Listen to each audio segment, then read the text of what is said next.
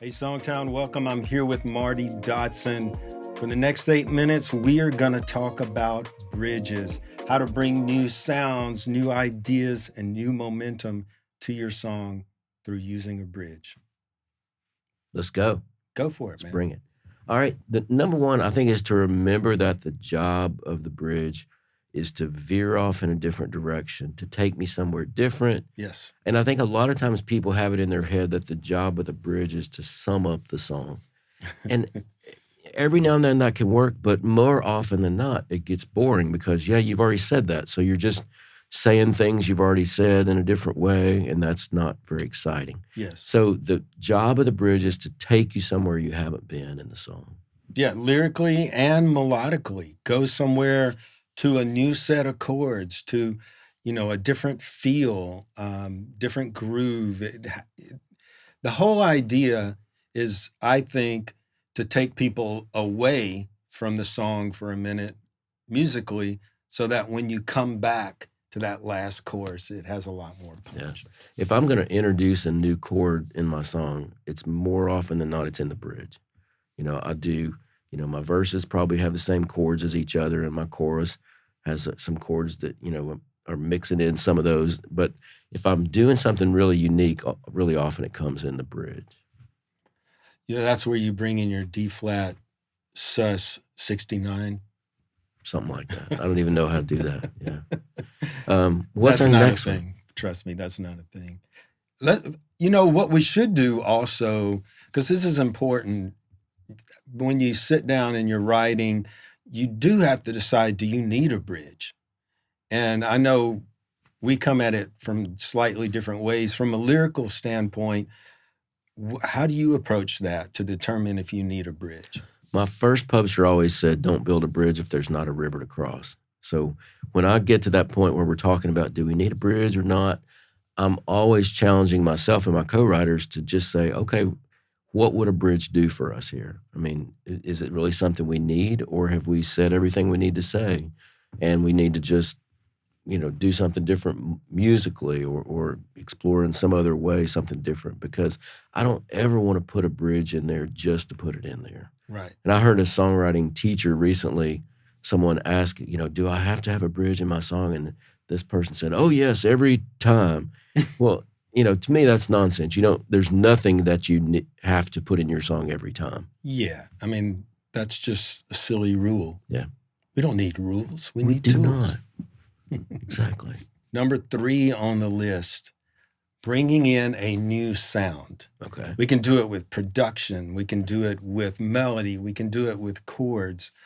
But as we talked about earlier, you really want the listener to feel like we're taking a detour, So maybe, for instance, I've even heard lately modulations happen at the end of bridges. Now, I know for a long time the modulation went the way of the accordion. They just or the dinosaur, yeah. Or the dinosaur. But I've been hearing them lately.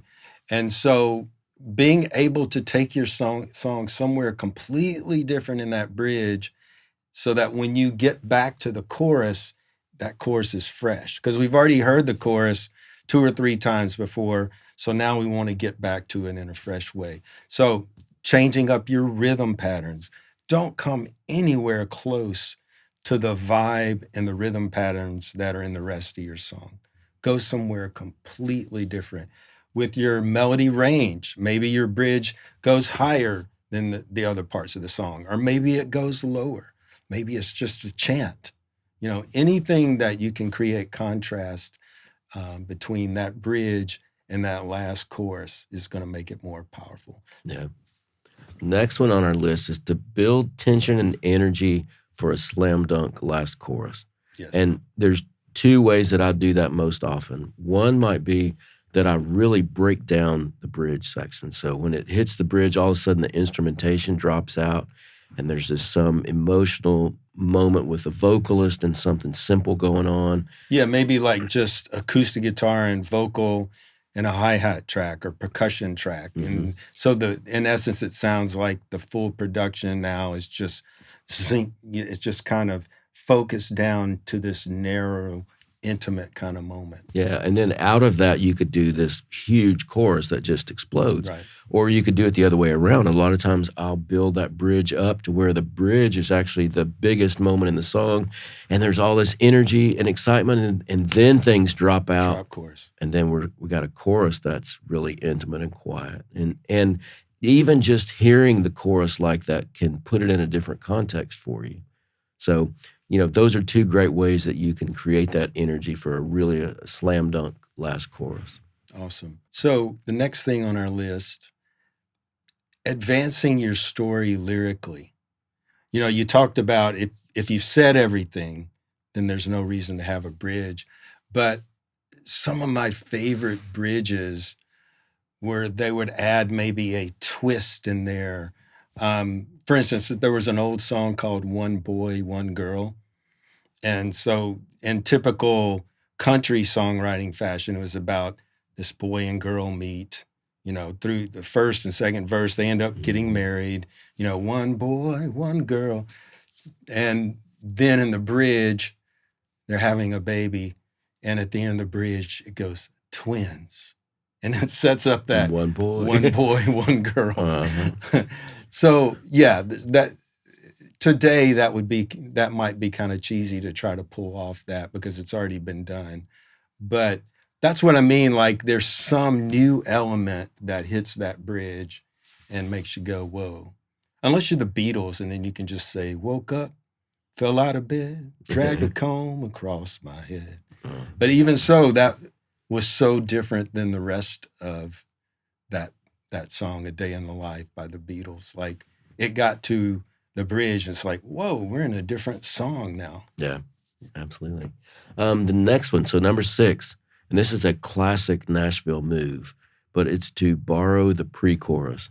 So what'll happen a lot of times is we write a verse, we write a pre-chorus that we really love melodically.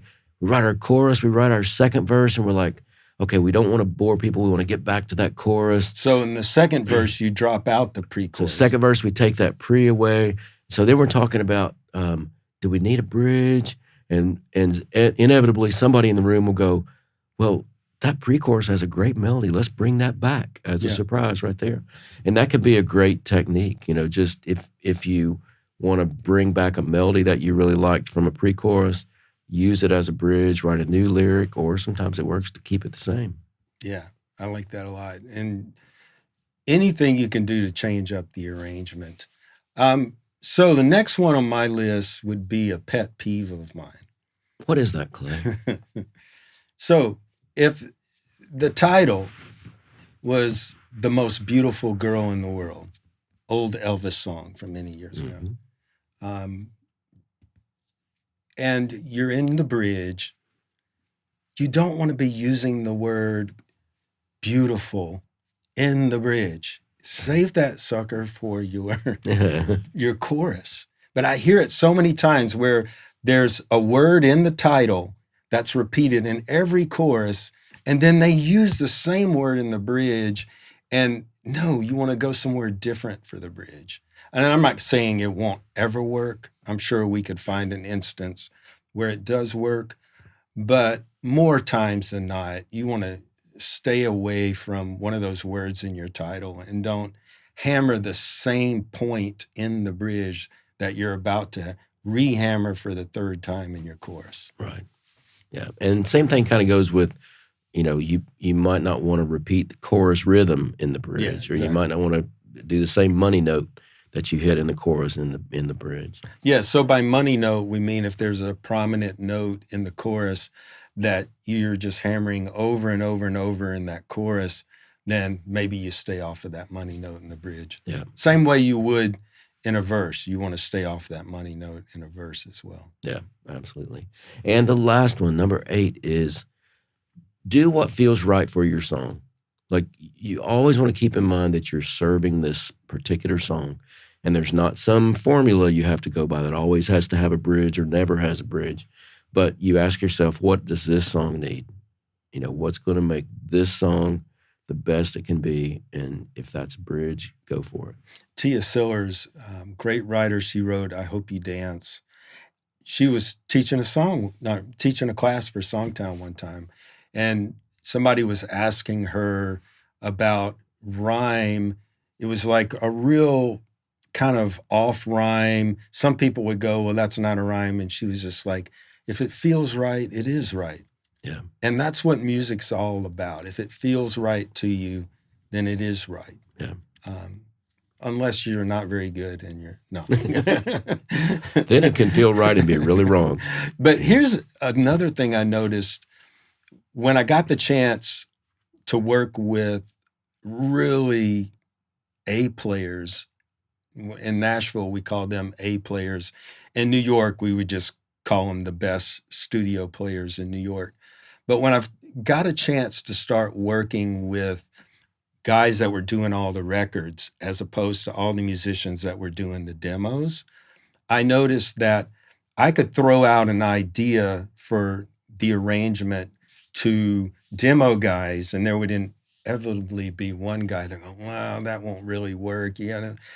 When I was working with guys on records, the top players, any idea I threw out, they figured out how to make it work. Mm-hmm.